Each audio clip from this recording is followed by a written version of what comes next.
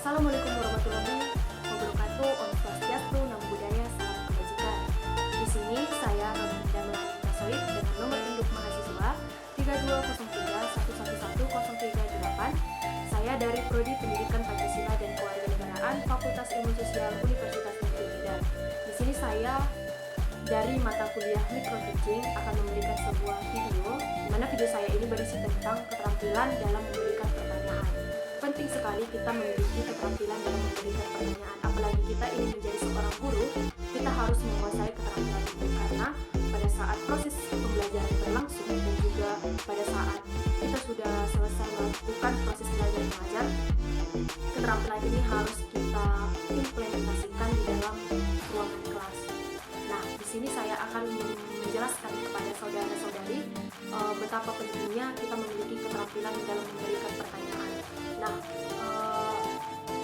pentingnya kita memiliki keterampilan yang pertama adalah mendorong anak-anak berpikir untuk memecahkan suatu masalah. Nah, di sini setelah kita memberikan materi pembelajaran, maka kita akan menguji mereka dengan memberikan pertanyaan yang membutuhkan jawaban supaya pertanyaan ini bisa diselesaikan dengan solusi-solusi yang kita berikan.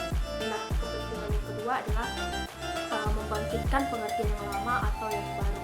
Maksudnya di sini adalah dengan memberikan pertanyaan kepada siswa, tentu saja kita akan mengupas pengetahuan siswa, baik pelajaran yang sudah lama ataupun pelajaran yang baru saja kita berikan.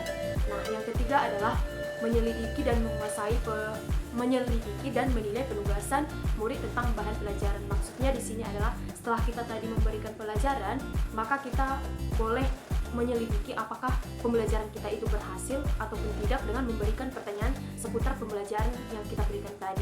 Nah, tujuan atau kepentingan yang keempat adalah membangkitkan minat siswa untuk sesuatu sehingga timbul keinginan untuk mempelajarinya. Maksudnya di sini adalah pada saat kita memberikan pertanyaan, pasti semua siswa berlomba-lomba untuk menjawab pertanyaan yang kita berikan, apalagi kita memberikan, jika bisa menjawab pertanyaan maka kita berikan poin, tentu saja mereka akan antusias untuk mempelajari apa yang ingin kita tanyakan gitu.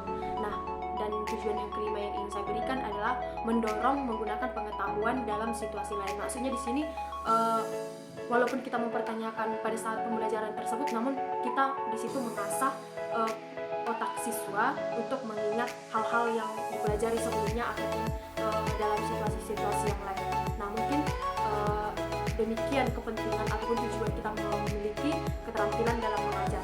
Pada kesempatan ini saya juga akan menjelaskan kepada saudara-saudari tentang jenis-jenis keterampilan bertanya ataupun tingkat bagaimana kita memberikan pertanyaan kepada siswa. Yang pertama, pertanyaan tingkat rendah, yang kedua pertanyaan tingkat menengah, dan yang ketiga adalah pertanyaan tingkat tinggi. Jadi ada 3 jenis keterampilan bertanya: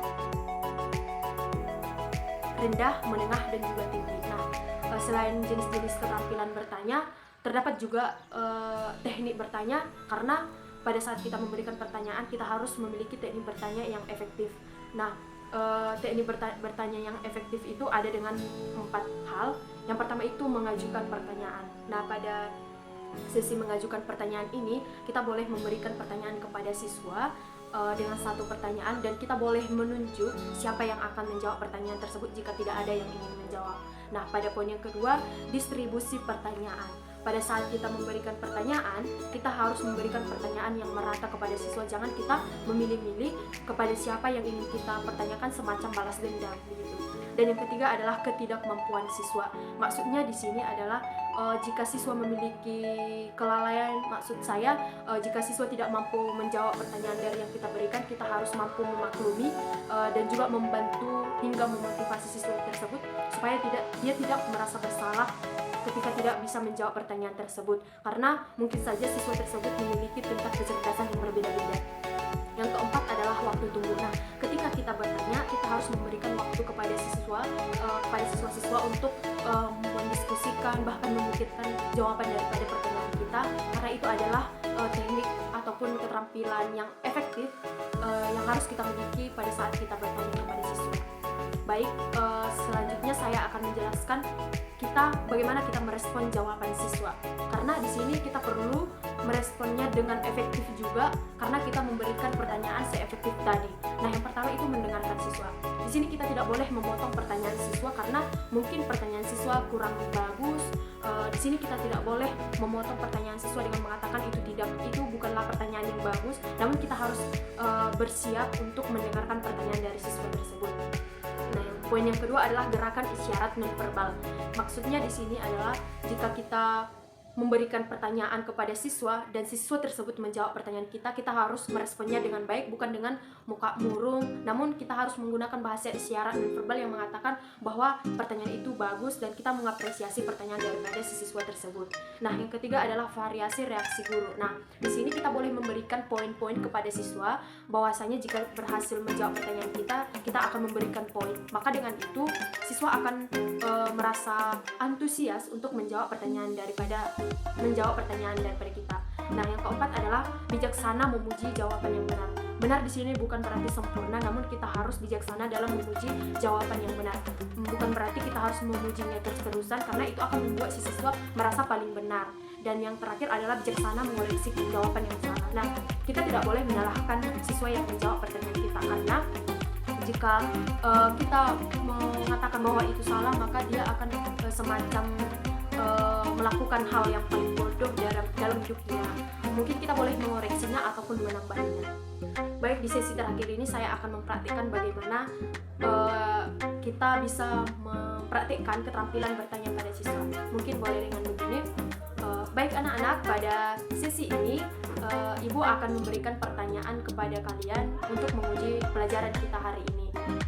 Baik, pertanyaan Ibu yang boleh menjawab nanti boleh angkat tangan. Baik, pertanyaan Ibu, apa yang dimaksud dengan Pancasila dan apa hubungannya dengan pendidikan Pancasila dan kewarganegaraan? Mengapa itu sangat perlu?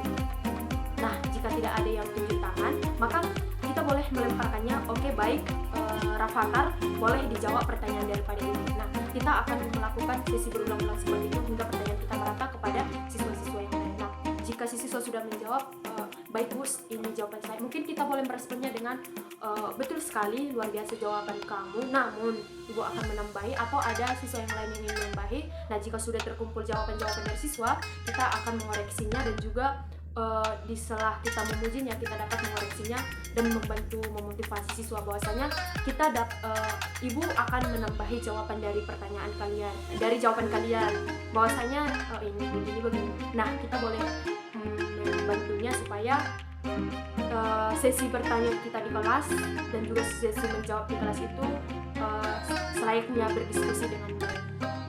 Mungkin demikian yang bisa saya sampaikan. Demikian